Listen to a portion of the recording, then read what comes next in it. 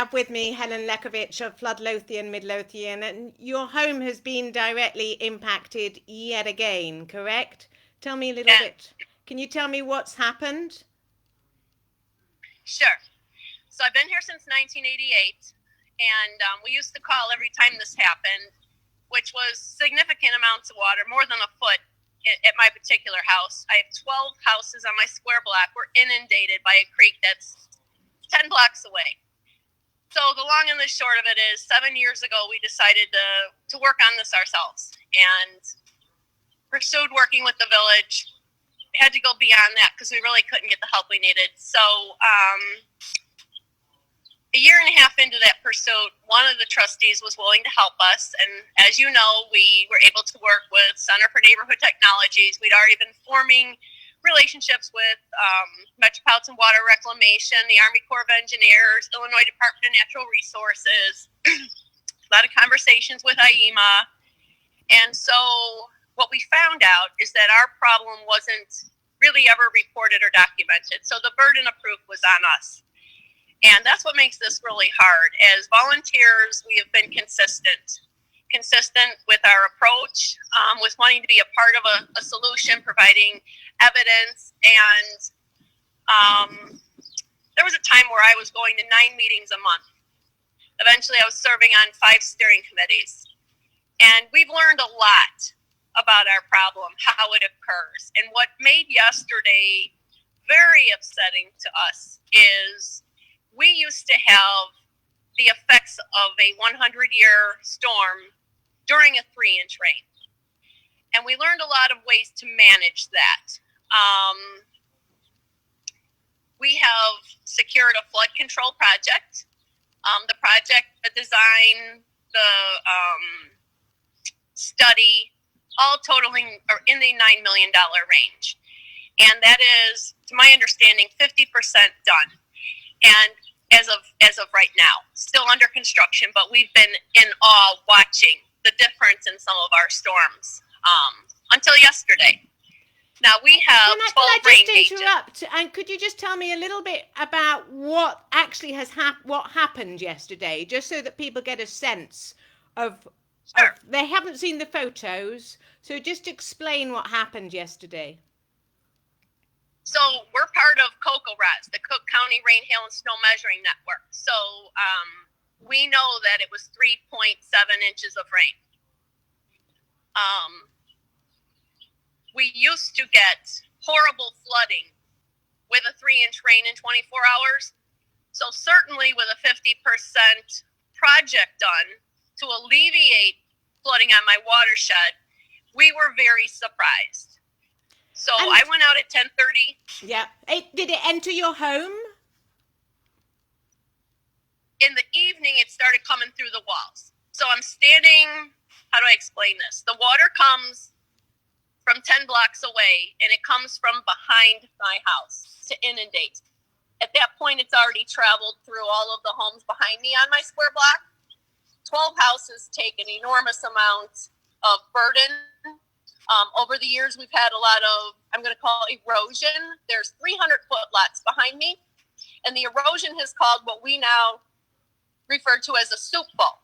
We are not allowed to fill in with dirt what has eroded because they believe that would further the flood along to go past my home and delivered to somebody else's property.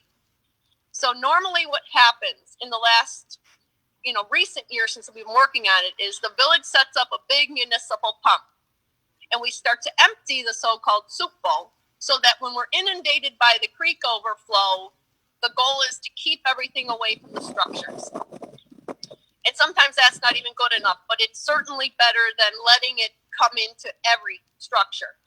So I was out at 10:30 in the morning yesterday talking to everybody, helping them get prepared. Came home realizing I would have to start following my own protocol, which is we're in front of my garage now. Everything goes up on tables, everything, because you can't possibly move all of that. You have to put it up and let the water run under it. So a few people came over, put everything up on the tables. We couldn't get everything up on tables because there wasn't enough tables. We tried the engineers at Northwestern University they're over here hanging on the fence drying the flood rugs. We cinched my flood desk and my flood filing cabinet, but the water actually went over it and flooded inside of that. So we're kind of back to doing what we should have done before, which is everything has to be above ground. I did make calls. By 6 o'clock, the water was entering the homes behind me. I guess I don't know the exact measurement of the block, but to understand the lake that was already consuming the land, let alone approaching the structures, I started making calls from my own house at 6 o'clock at night, reporting how close it was even getting to my house. Now, we built what's similar to a berm. I'll take you. The house I lived in, it used to be more of a walkout. I'm trying to find my stairs. We built this giant berm of stairs so that the water would have to go up over it before it ran down into the house. The problem with yesterday is that the water was bypassing the garage. I already had 11 inches in the garage. It kept going down the driveway here, and my goal was to keep it out of the front door. But the problem here on the side of the house is the water, I'm hoping you can see this, it's going over the landscaping, and right here it starts pouring in through the walls. I have 4-foot cracks in the foundation, past the front door, and it actually cracked and went in over here through the foundation. So now the crawl space is flooding. The room directly inside the back door is flooding, and I'm putting these I love these. If you don't know about Quick Dam sandbags, they're phenomenal. I've got mine drying out here. You place these, I don't know if you can see them. Eventually you dry them out and fold them back up, but I line that whole wall and you build a dam, and each one of these holds like 35 pounds of water. So this is how you start to get it control from moving across the house while you're moving things. But we have a pump here. And so I can turn around and show you here. I'm trying to get a little closer. I'm sorry. We have to set up our own pump, and my pump failed yesterday. Oh. So you have to realize the volume of water that's coming at us. So here's my pumps and everything. It goes back almost 200 feet. We start with hoses, trying to push it out to the street. There's no way for it to come off my block. So all of us take all of this water in. The municipal pump, they wouldn't turn it on yesterday. That's still something I'm very upset about, because as you know, the water that's already here falling out of the sky in our soup bowl, that should have been moved, making way again to protect the structures for when the overland flooding arrived. So that was very upsetting. I can take you back and show you. I just have to shut my door. I can take you back around the back if you'd like to see. We can go back. This is day 3 of pumping. You mentioned that there were some new homeowners who had just moved into a home that had flooded. Tell us a bit about that. Well, I know you've been here. So it's the backyard actually, it butts up to the backyard that is mine. That house has been foreclosed many times. The water goes through the back door and right out the front door. And these new homeowners have only been here for several months, and that's exactly what happened yesterday. So I went to them late in the evening and said, if I were you, I would pick up your valuables. And I went back at 1:45 in the morning, and they were packing their car to go to a hotel. And that bothers me. That's why I think disclosure laws need to be better. I think that building permits shouldn't keep getting handed out to rebuild this. You're just selling what you know is devastation to the next person. So I'm in the back. I'm going to show you. I don't know. Can you see? Oh, wow. Yes. So wow. Here's all these people on day 3. And I can walk around if you would like me to. I already asked if I could come by. And there was 12 inches of water in several of these houses. And I just spoke with one of them minutes before I met here with you on Zoom. And they're still cleaning out their basement and very devastated. Don't think they can take it anymore. Now, I in particular am not even in a floodplain, and it took until last night, a little after 6 o'clock, to get the water off of, the property that I'm showing you. But would you like me to walk around the corner? Yes, that would be great. So Thank a you. lot of things that came to mind yesterday were, with the 3-inch rain, why are we still getting the 100-year effect? It was 3.7 inches, as I mentioned earlier, that fell because we measured that through Tokaraz. We had a second creek overflow, which doesn't normally overflow with a 3-inch rain. And as you know, going back many years, I wonder who upstream was potentially forwarding that water. I drove to the famous detention in my upstream community, and there was really nothing in it. And I took pictures along the way, not one creek bed overburdened, and you cross into where it explodes, and here we go. It just doesn't seem to make sense. And if I'm on Natalie Creek, then you go to Midlothian Creek yesterday was overspilling with a 3-inch rain. That doesn't even happen. Why was that happening? I'm asking questions. Another thing that bothered me is we've been working on identifying these projects for 7 years.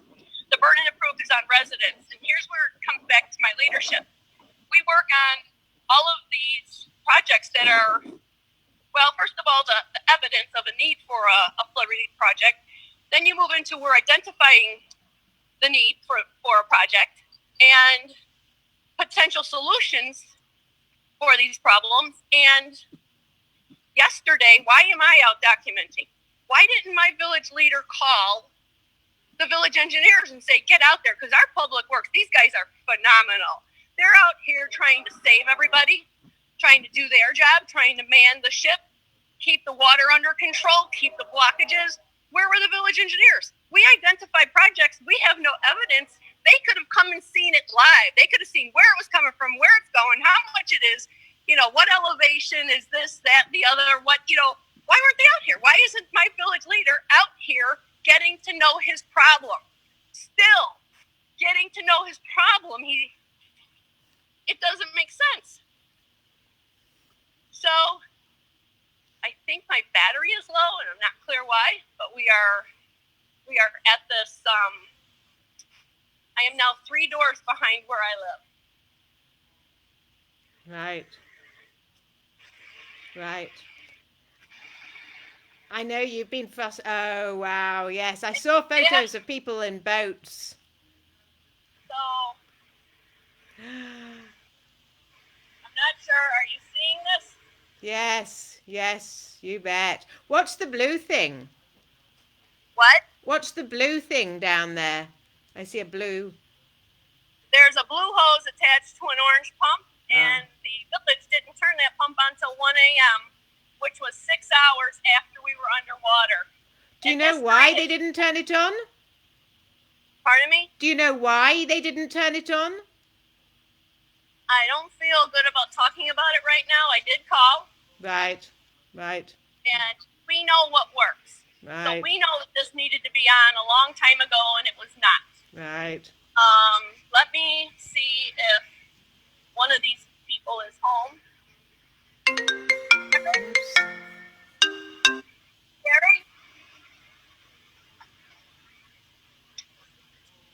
Jerry? Can you come here? So I'm at one of the flood victims' homes. Is this someone who's moved in recently? Hello, I'm... Harriet? Hi, Hello. yes. Hi. I'm so sorry. I'm sorry for your flooding. Must be I think very... I've met you before. Have you been here before? I have, yes, I have visited the village, yes. I do remember meeting you. Right. And so... We're running out. Yeah, so I had about a waist high in my basement. Had to kill all the power down there. So I have my furnace underwater, my water heater, washer, dryer, freezer. all that. I got a pile of rubbish outside now of stuff. We tried to save what we could, but we're losing a lot. Right. And now it's the cleanup part.